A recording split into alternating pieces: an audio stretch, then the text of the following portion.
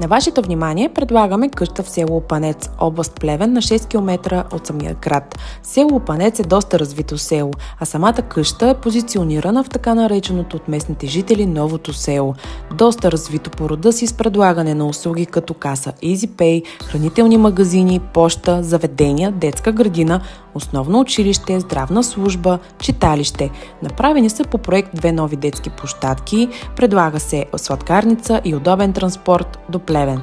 Имота, който ви предлагаме, е с много интересна и разчупена конструкция.